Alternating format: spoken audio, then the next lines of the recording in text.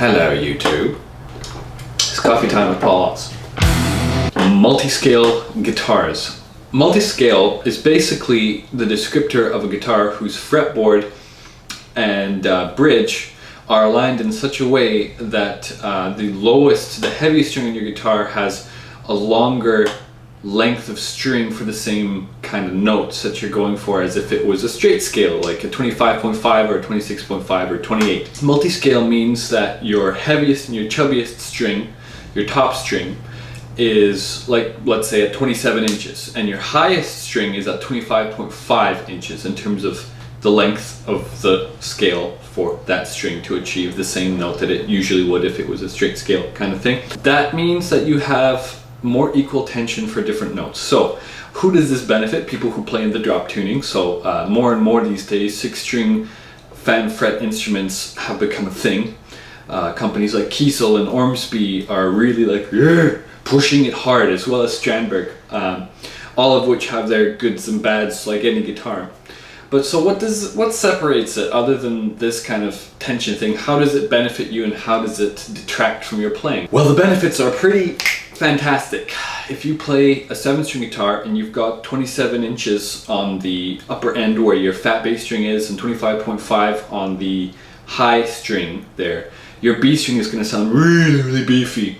In fact, I don't even like 27-inch scale length for a 7-string. I prefer 26.5, but there's so many different variations of that. We'll get to that later. The tension is right.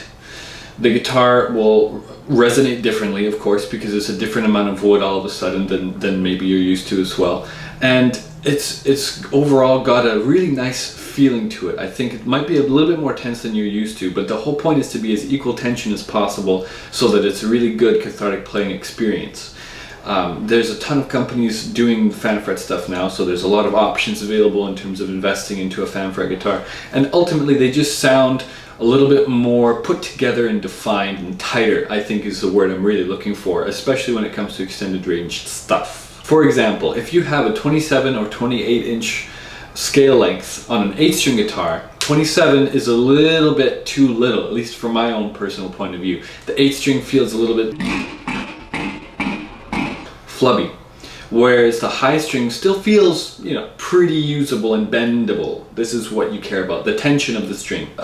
The problem then being that a 28-inch scale 8-string is probably the right tension for me personally, because that 8-string starts to sound really rocking, but all of a sudden your high E string at 28 inches, you're not going to be able to bend it without feeling like you're going to snap your nail off or basically the string.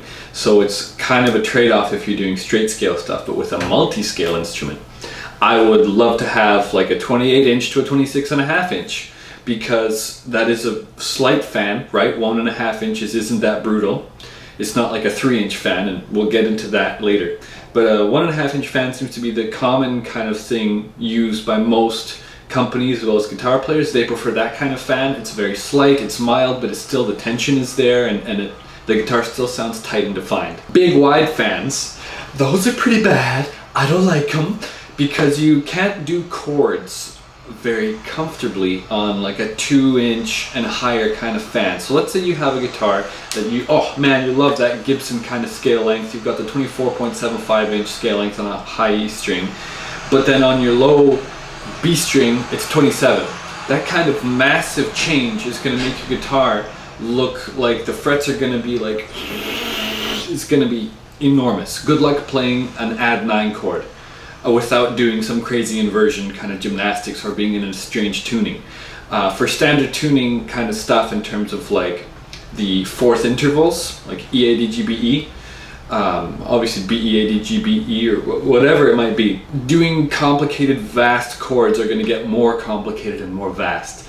And for some people that's okay, but there's a reason why the wide fans aren't popular, and that's pretty much it. Like, it's not as functional as a thinner, more slim-bodied fan. So I definitely recommend that you look into the differences for yourself. Of course, this is just some thoughts of myself and my own experiences. I have played fan fret instruments before. I've played a fast guitar, which was an 8-string, which had a very mild fan. It wasn't extreme, and it felt incredibly natural. Of course, it was a bigger neck than I'm used to because it's an 8-string, and I have limited experience, but it was very comfortable.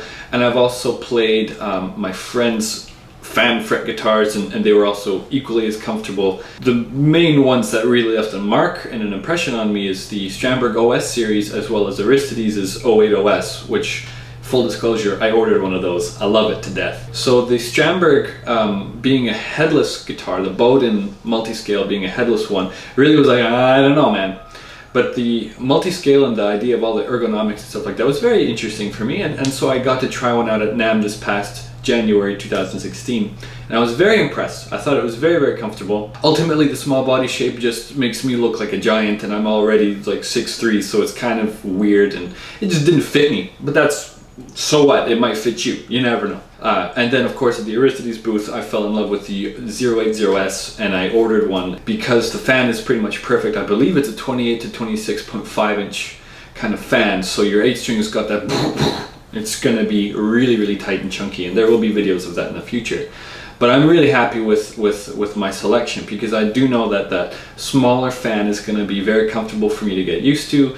And I love the overall aesthetic of Aristides guitars, and that's for another video anyway. The overall point I'm trying to make is that there's a lot of different guitar companies doing this stuff, and a lot of them are doing it right. Kiesel is making wonderful fan fret instruments. They're making them at a fairly low cost in comparison to Aristides as well as Strandberg, and they're highly customized and all that stuff, which is great. I just don't have very much experience with them. So, the bad stuff. The bad stuff is this: pickups.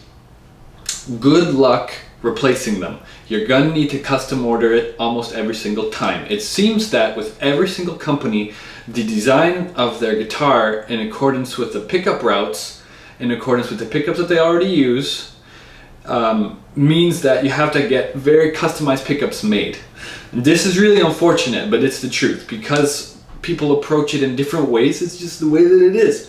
I mean, if you look at what Ibanez has done over the years of fan fret instruments, like the 8-string monster himself, Tosin Abasi, has a really interesting looking custom guitar with great looking pickups. Obviously that's one way to solve the problem. You know, the big soap bar looking EMG sized pickups can work.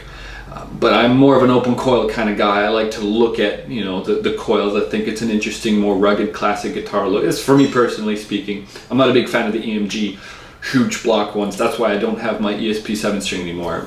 A big reason why, at least, is because the pickup routes were huge. So take that into consideration. You know, if you buy a Kiesel guitar, I'm pretty sure that they come with lithium pickups, which is the Kiesel kind of home brand. If you buy an Aristides, they can come stock with bare knuckles, or you have to custom order pickups from another manufacturer that you may like, and that's another process. I know with Strandberg, they must come with a certain stock pickup. I'm not sure what it is. Maybe it's Seymour Duncan's. I don't know for sure, so don't quote me on that one. But the overall thing is that each pickup has to be pretty unique. Otherwise, the pole pieces will not match up with the strings. Aesthetically, that's not very pleasing, and sonically, I don't know if there's far too much proof of it, but sonically it doesn't sound as good, apparently. Personally, from an aesthetic point of view, I think it's ridiculous. The other thing is that if the pickup is not made for that exact route shape, it's gonna be problematic installing them in the first place, and there goes $200-300, maybe $500, depending on, you know, what pickups you're getting. So really consider that, because pickups make up a fairly large percentage of the sound of a guitar, and you wouldn't want to get stuck, you know, with pickups that you don't like in an instrument, ultimately, right? So every single guitar company seems to have a different take on it. Now, I'm going to talk about Ormsby. These are guys out in Australia who are also doing fan fret guitars. I don't mean to forget to mention them. They're making really cool guitars. They have a cheaper GTR series that has been coming out that was made in Korea, and then they do some like last minute kind of like making sure it's perfect kind of thing.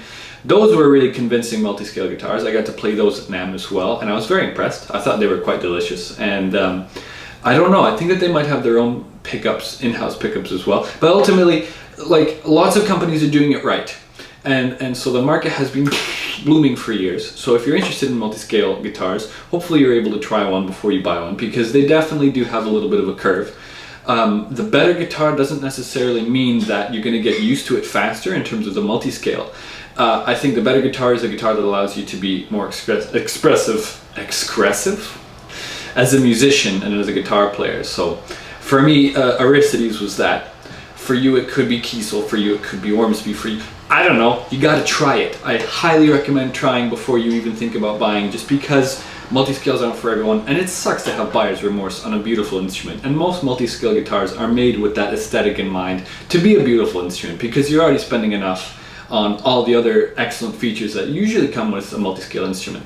So be wary, of course, try before you buy, for goodness sake, and I hope that this video was informative as to the pros and cons of multi-scale guitars. I'll see you soon, YouTube. Cheers. And if you have some coffee with you, you can cheers the screen. I'm cheersing you right now.